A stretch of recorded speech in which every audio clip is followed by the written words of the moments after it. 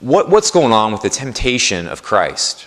It seems kind of strange, or it did seem strange to me, that the devil would try to tempt God to do something, that he would try to tempt the Son of God to do something. It's kind of like, if you're God, would you really be tempted by the devil? Like, okay, here's the devil, all right, he's going to tempt me. Like there was any sort of challenge there. I really found some really helpful answers as well from Pope Benedict. In the early chapter, one of the first chapters of this book that he wrote about Jesus is a long chapter devoted to the temptation of Christ that we hear in today's gospel.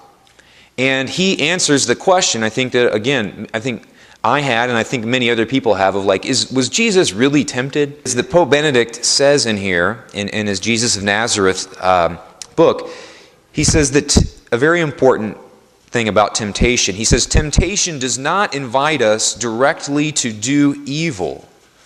That would be far too blatant. What he means by that is, for most of us who are God-fearing, church-going people, and for the most part trying to do God's will, the devil is not going to come along and be like, hey, I want you to wear black robes and draw pentagrams in the dirt and have seances and worship the devil. That's not typically the way the devil works. Now, if someone is so far gone that they would actually give in to such temptation, then the devil's like, fine, that's great. Go ahead. Go into the sewer and have your black masses or whatever.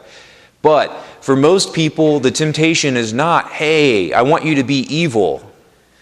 The temptation is, in fact, as Pope Benedict goes on, he says what temptation does is it pretends to show us a slightly better way, where we throw ourselves into first place and into trying to make the world a better place in our own way.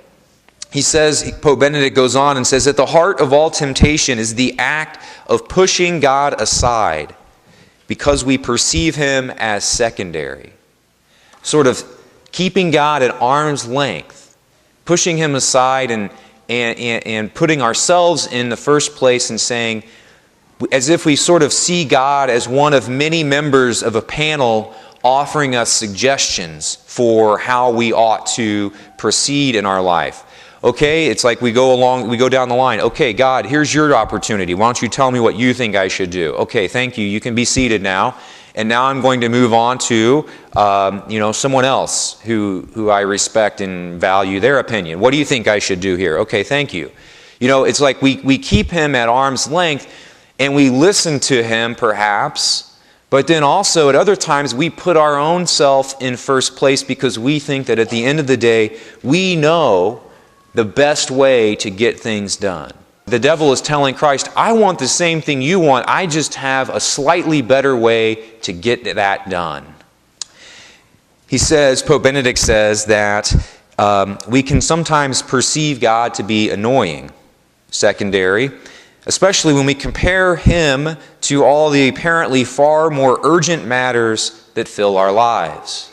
If I'm in here in prayer or in the church or wherever I'm at, if we're spending time in prayer, typically what happens is, if you're like me, you start to think about other things. You start to think about things that need to be done. In prayer, the temptation is to see prayer as kind of a waste of time. Fasting is the same way. People would look at fasting and say, what are you fasting for?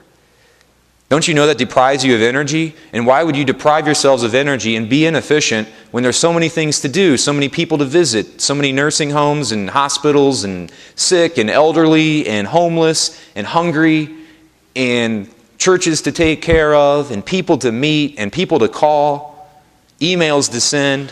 Why are you fasting? It's a waste of time.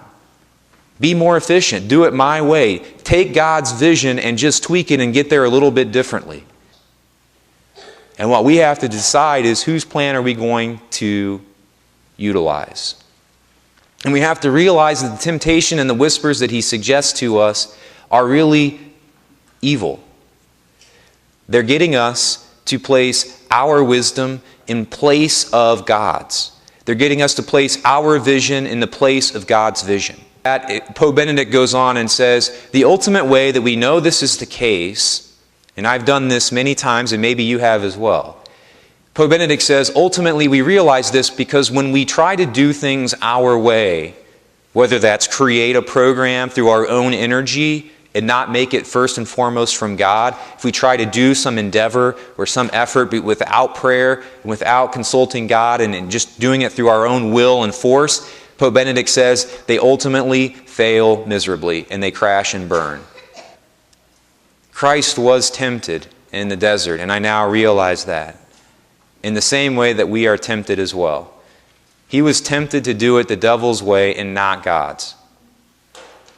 And we are asked and tempted by the devil to do it the same way.